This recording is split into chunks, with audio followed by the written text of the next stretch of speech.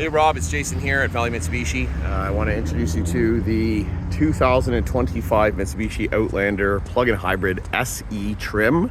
So I'll start with a little bit of a comprehensive walk around here so you guys have a good idea of what you're dealing with. Right from the front, you're going to notice that we've done a complete body style change in 2023, 2024, and it continues on with 2025. So what we've done is we've moved our daytime running lights up here, LED, so that way they are always on, which is fantastic. Everyone can see it coming. It gives it a nice little sleek look to it. And we've moved our auto on low beams and high beams just down and off to the right. What Mitsubishi has found is with all the LED lights that are on the road, it's always blinding drivers. You're sitting up a little bit higher. Not everyone's so luxurious. You're sitting a little bit lower in their sedan or a hatchback, small cars, things like that, and it ends up blinding the driver. So by moving them off to the side, what they found is you're getting a better road visibility at night. And then at the same point in time, you're not blinding the oncoming traffic, which is fantastic. Working in conjunction with your auto high beams, which means they'll automatically turn on or off when the button is pressed, obviously toggled inside, depending on ambient light, oncoming traffic, so forth and so forth. It actually reads from quite a far distance away. I've tested it out myself, and it works incredibly well. I drove the Coca-Cola with it. Just down below, you're going to find our LED fog lights. They are bright enough to to light up a room, that's for sure. They are brighter than the lights on my truck, which is kind of made me feel a little sad at that point in time. Working here, just because they are down into the side, they are in line with, for example, another vehicle's wheel. So you might pick up a little dirt and debris, snow, stuff like that. In order to prevent that from happening, when you have your headlamps on or your lights on and you're using your windshield washers, this little guy will pop out right here, and it's actually a jet which will spray off your headlamps for you, so you don't have to worry about standing at a gas station and squeegeeing them down if there's any water and it's not frozen. Moving along to the left here, we're going to find one of our cameras, which is a forward collision mitigation as well.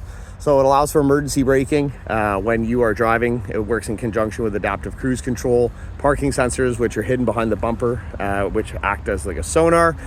It'll give you an audible warning if you're unable to stop. The second time it does the audible warning, it'll read the distance. If it's a little bit further behind, it'll apply a small amount of pressure. If you're really close, it's going to apply a very aggressive amount of pressure. The idea is obviously it's an emergency system, and it's to stop you from hopefully not hitting the person in front of you, provided that was to be an outcome.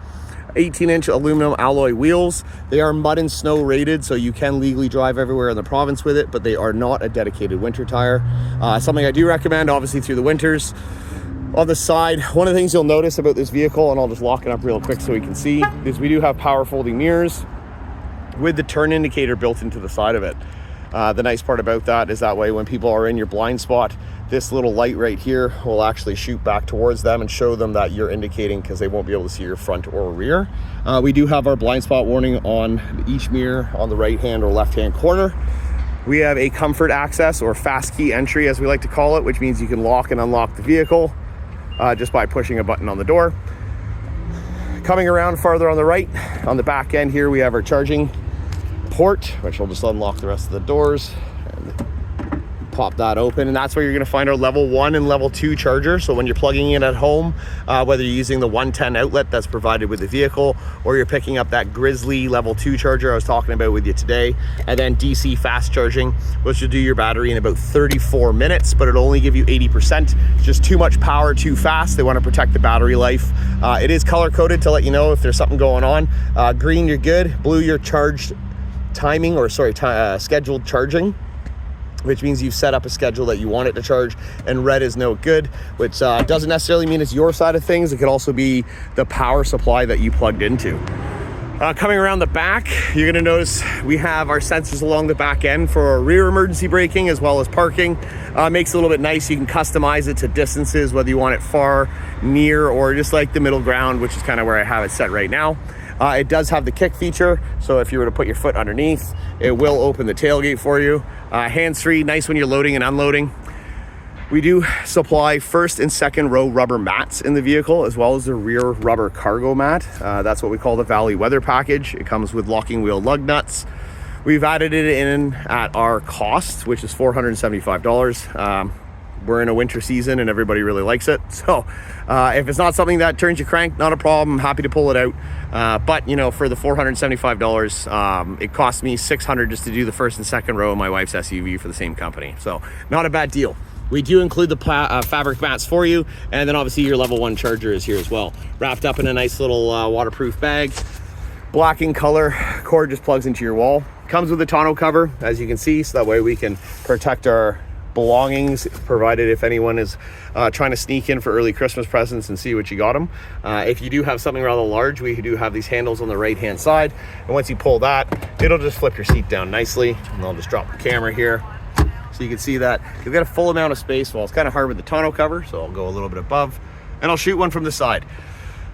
There is a third row. It is hidden just down below. It's like a stow and go. It flips up. It is tight. You're not putting large people back there for long distances, maybe, you know, 20-30K kind of between a town or off to a winery or a brewery or a little dinner or something like that. Grandkids, small children work fantastic. Also, they don't mind climbing over the seats, which ends up being a little bit of joy. We do have our gas tank. It is pressurized, and in order to open that, we have a button. There we go. Just on the inside, which is right here. You'll push that in about 5 seconds, your gas tank will open. The reason we do that is you may not actually use fuel for up to 90 days. So we want to keep any moisture, dirt, and debris and everything out, so we put a positive pressure inside that gas tank. Once it depressurizes, you can fill up with regular fuel as normal. It is 55 liters. So you will have a fair amount of range. With a full charge and a full tank of gas, you'll hit about 820 kilometers, which is not too bad. That doesn't include any regenerative braking or innovative pedal. We have an AC 1500 watt inverter with two 110 plugs, one located in the back trunk and the other one located in the middle row, which I'll show you here in a second. Just getting into the back seat. And as you can see, I have the seat a little bit further back, but just for purposes now, I'll move that. And we can see exactly how much space you have back there. So if you did have any large items or anything, maybe a little bookcase you're picking up from Facebook Marketplace, there is a large amount of space. Definitely a well-equipped vehicle with a lot of space in the inside. I like it because I'm a taller guy myself. I'm just over 6 feet.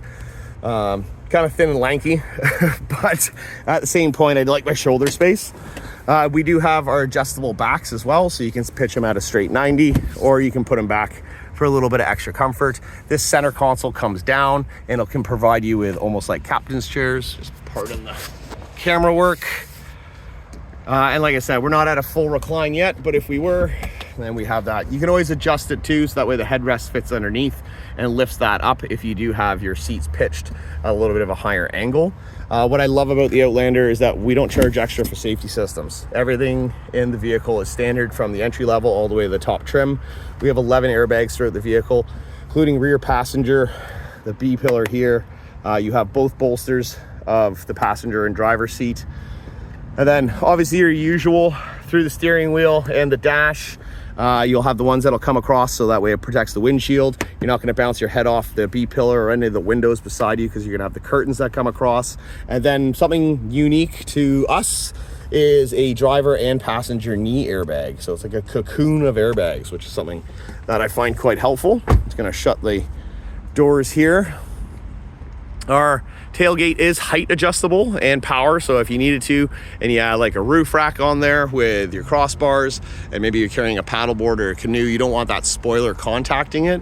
So, or if you have someone really short in your life, and you can adjust it just by holding the button, it'll reset the height to whatever you've set it to manually. If you want to readjust it, you just push it back up. And then same, you can always just push the lock button and walk away. Your vehicle will close the tailgate and lock itself as well. The kick feature also does work for closing, so if your hands are full while unloading, you can pull that out and then just use that little foot sweep and it'll lock the vehicle up for you. We have manual seats with the recline. You can pump the seat up or down depending if you need a little bit more ride height, or if you're a little bit of a bigger guy or a lady and you want to lower it. And then obviously our lumbar support just in front of that.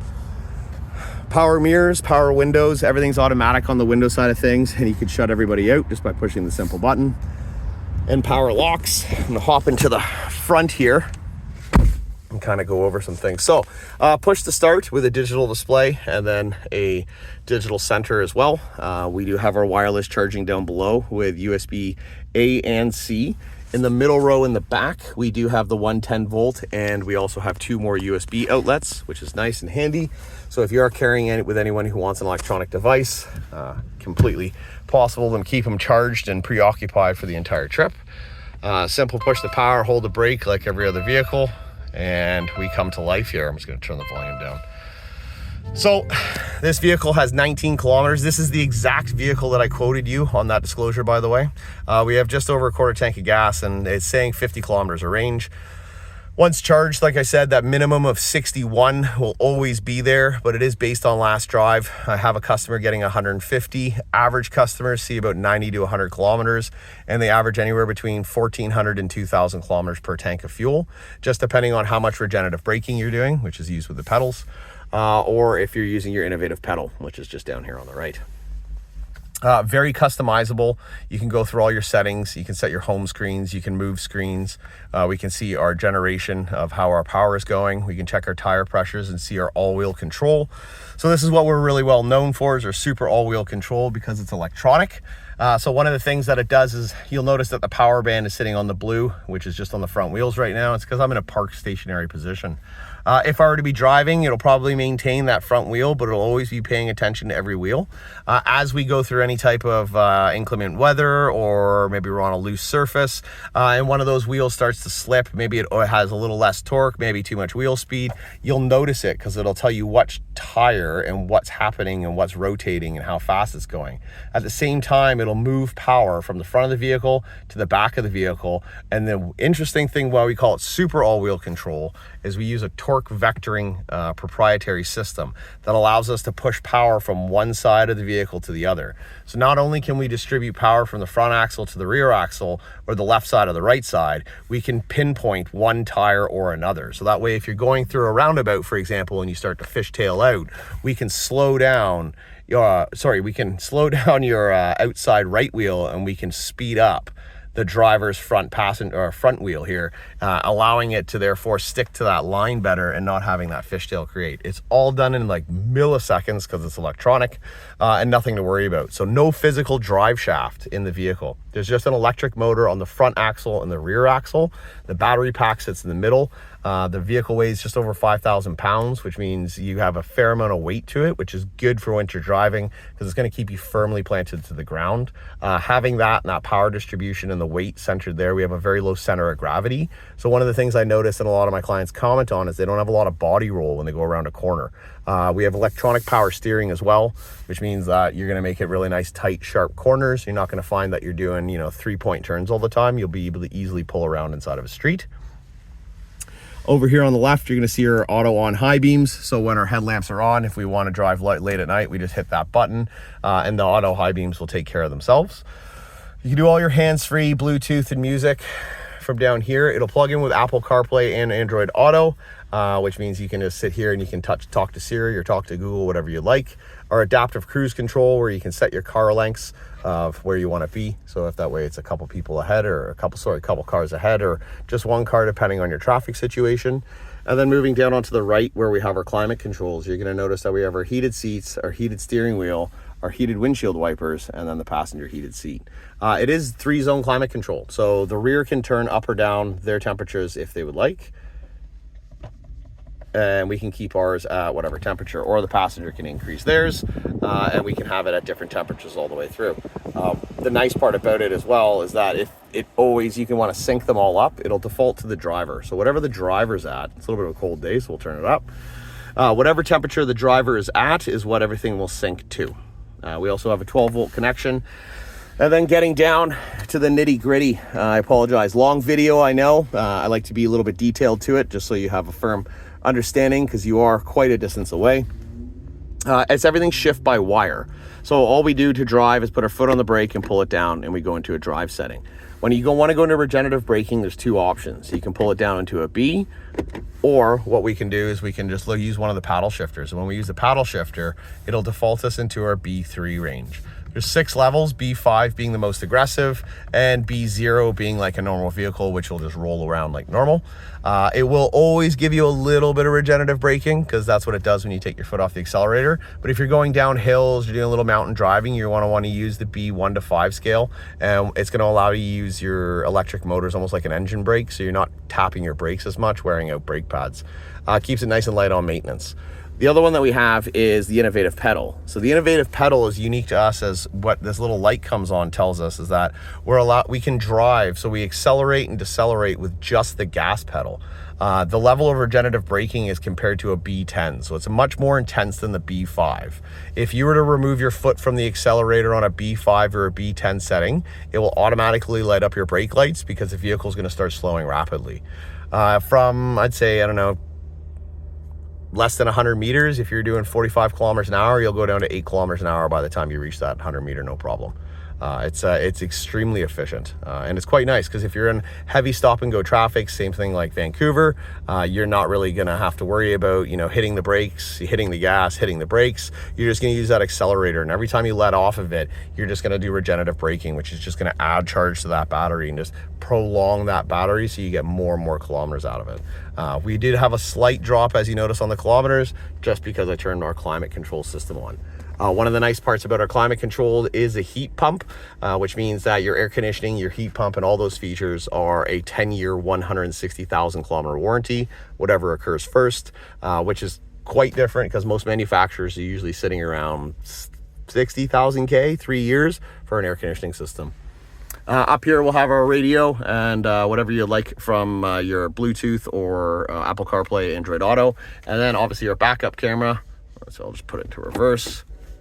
And you'll see where we have our predictive lines, and it'll kind of tell us where our wheels are looking at going. Nice and clear 10 inch display. I think it's 10.8. So everything you need to see behind you, which is fantastic. And then if at any point in time, you can just push the park.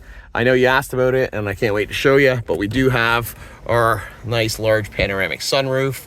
It does have a stopping point for the shade halfway through. So if you had someone fair-skinned and ginger like myself, you wouldn't have to worry about burning them in the back with the Okanagan sun, for example.